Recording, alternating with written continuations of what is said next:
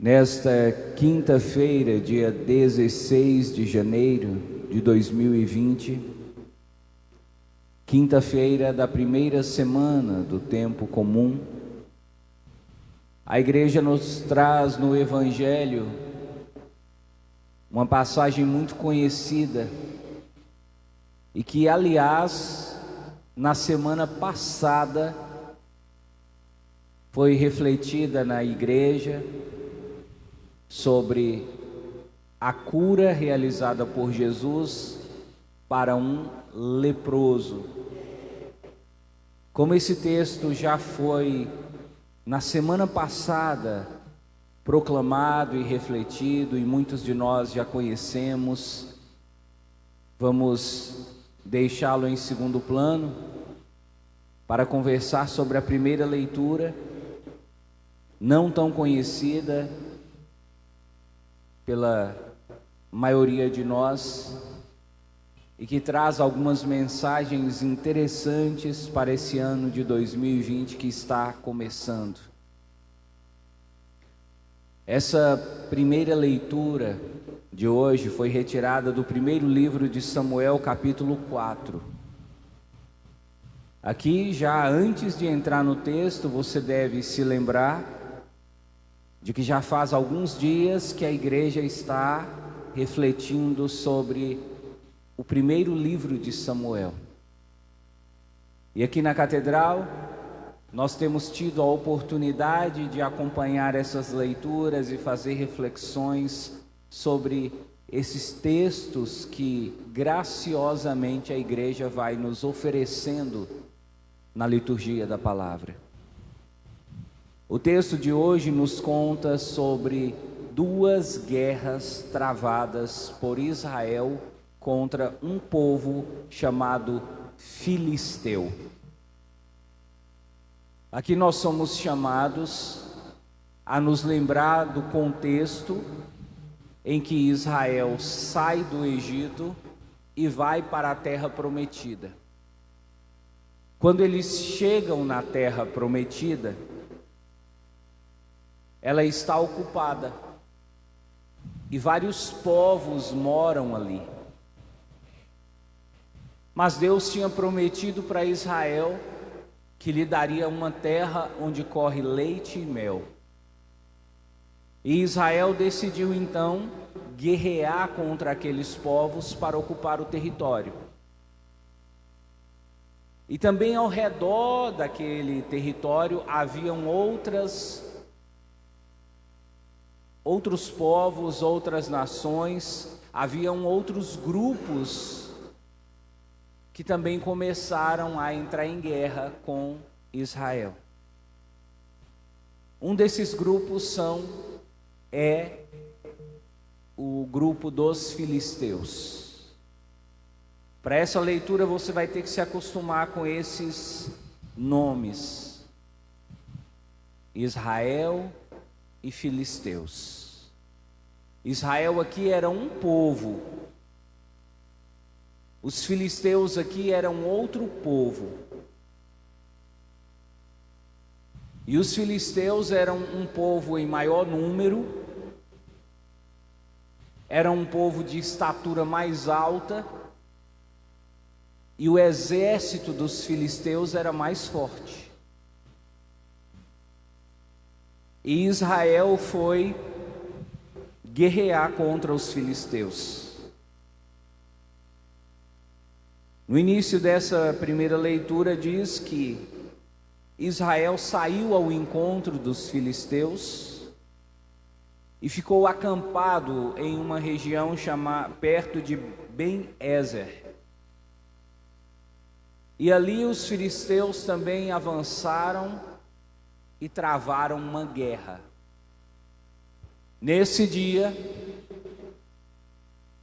Israel perdeu a guerra e 4.000 soldados morreram.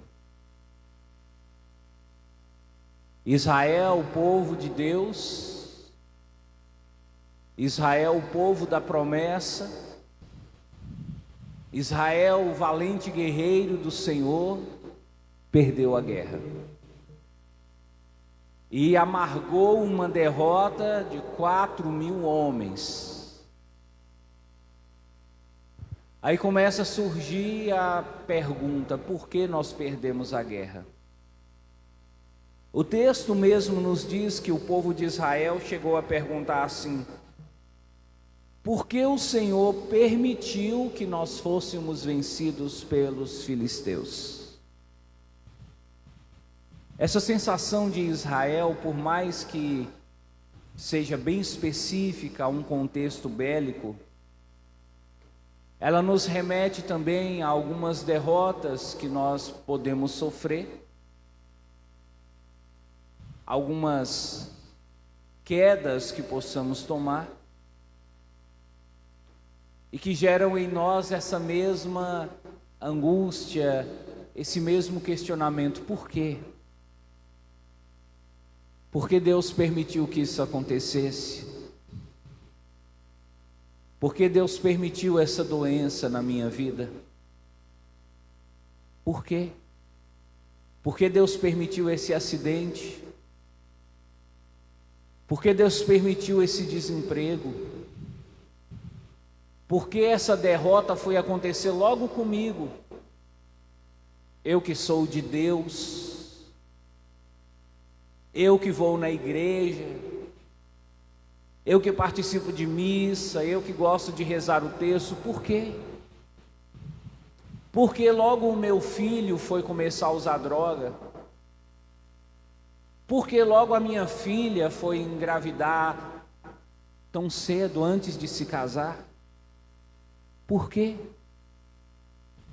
Essas perguntas que acontecem, que brotam em nosso coração, em geral elas não são respondidas, não existe um porquê. Ou se você for sair atrás de um porquê, você pode até enlouquecer. Por que você teve câncer? Por que alguém da sua família que você ama tanto teve que partir tão cedo? Por quê? E você pode até pensar em compensação: por que tem tanto bandido aí cheio de saúde? Por que tem tanta gente que mata, tanta gente que rouba e está aí vivendo plenamente, e eu que sou uma pessoa boa, honesta, estou sofrendo tanto? Por quê? Por que essas derrotas na minha vida? Por que os meus sonhos não se realizam? Por que nada do que eu faço dá certo? Por quê? Israel saiu em busca de um porquê.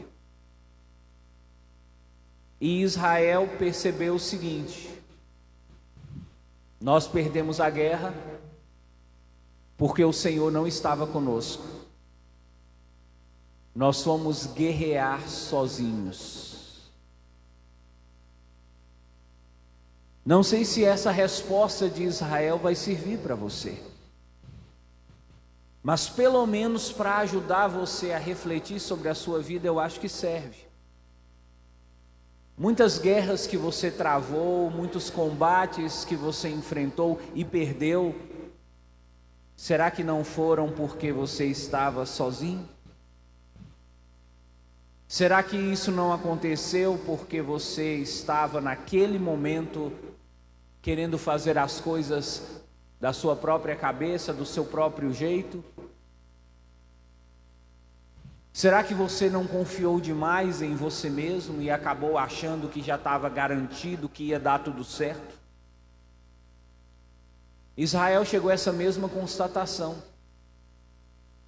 Nós perdemos a guerra porque nós confiamos demais em nós mesmos. Aqui fica para você uma mensagem. Você que tem um excesso de confiança em si mesmo, que em 2020 você tome cuidado com isso.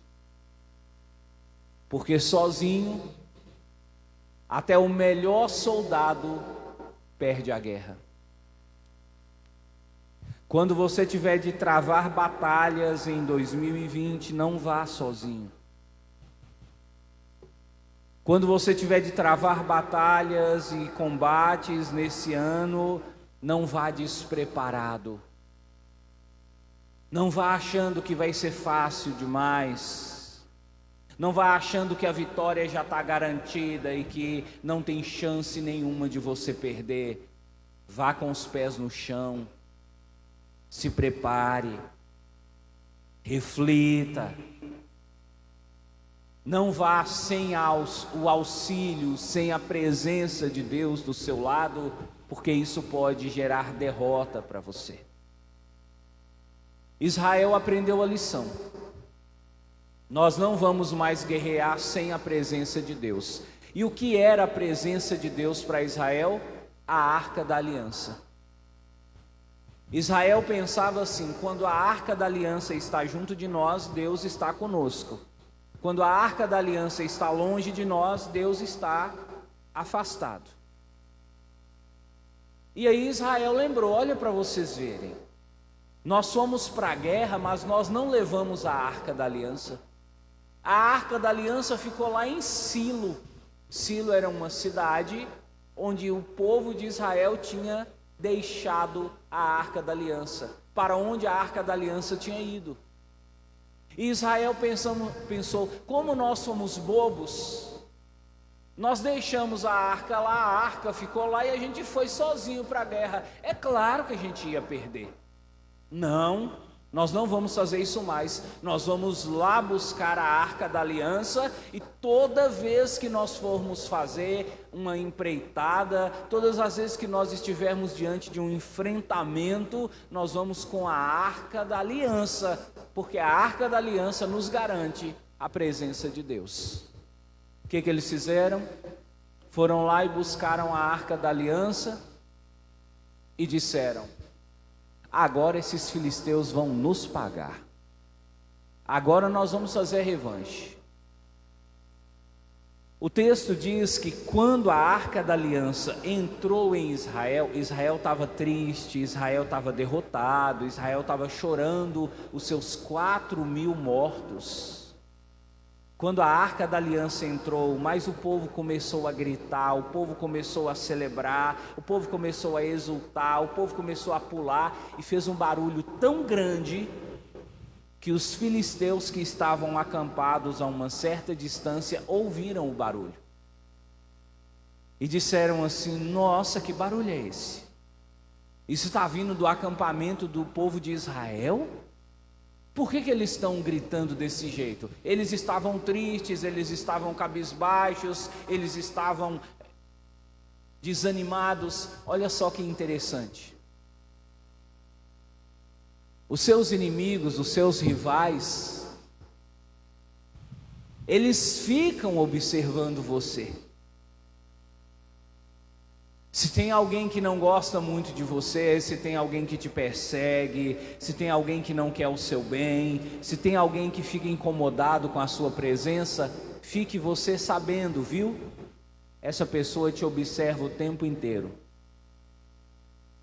Ela quer saber se você está alegre, se você está triste. Ela quer saber se você está animado, está desanimado. E principalmente quando essa pessoa te ataca, principalmente quando essa pessoa te afronta, ela fica como que esperando um sinal do seu semblante de que você está triste, de que você está desanimado, de que você está para baixo. A sua tristeza alegra os seus inimigos. Então, um conselho que eu dou para você, esse conselho, aliás, foi partilhado por Charles Chaplin. Charles Chaplin dizia: sorria, ao menos para que pensem que você é feliz.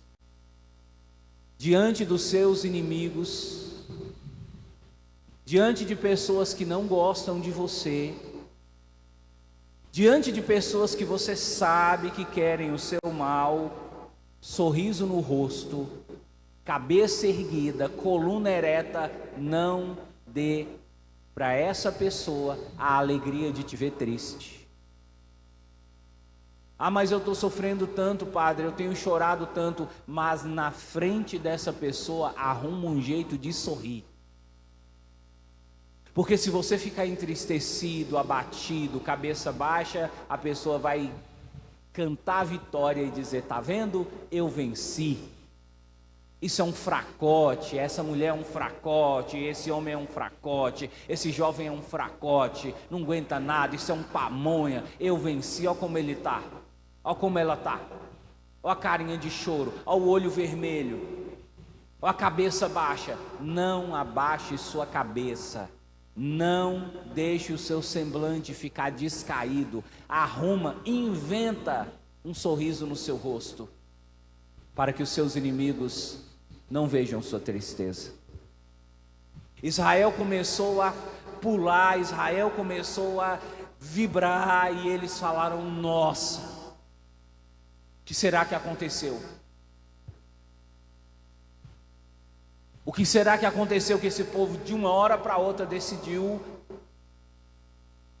se alegrar, decidiu criar forças? E alguém disse: é porque a Arca da Aliança entrou no território. E os filisteus falaram: e agora? O Deus deles é forte. O Deus deles é forte porque eles estavam no Egito e eles derrubaram tudo no Egito e conseguiram vencer. O Deus deles é forte porque eles chegaram em vários territórios aqui de Israel e eles derrubaram todos os povos e eles venceram todos os exércitos com a ajuda do seu Deus. O Deus deles é forte, mas nós somos mais fortes ainda. E Israel, com a Arca da Aliança, falou: agora nós vamos para cima, agora é faca no dente, agora é fúria. E Israel foi de novo guerrear. Adivinha o que aconteceu? Outra derrota para Israel. Da primeira vez foram 4.000 homens que morreram. Dessa segunda vez foram 30.000 homens. E eles ainda pegaram a Arca da Aliança e levaram embora. E aí você pergunta: ué, Deus não estava com eles? Por que a derrota? A mesma coisa você pode dizer a respeito de si: ué, padre, Deus estava comigo quando eu fui fazer aquele exame. Por que o exame deu que eu estou com câncer? Deus estava comigo, padre. Deus estava comigo, eu chamei Deus para ir comigo fazer o exame. E eu senti no meu coração que não ia dar nada. E agora está lá falando que eu vou ter que fazer cirurgia. Deus estava comigo na hora da prova e eu não passei. Deus estava comigo na hora da entrevista de emprego e eu não consegui. Se Deus estava comigo, por que eu não consegui? Porque Deus permite algumas derrotas na sua vida para, através delas, tirar uma vitória maior. Os filisteus, nesse texto, ganharam a batalha. Mas Deus utilizou essa derrota para preparar o povo de Israel para uma vitória que viria através, sabe de quem? De Davi, o rei Davi, que venceu os filisteus.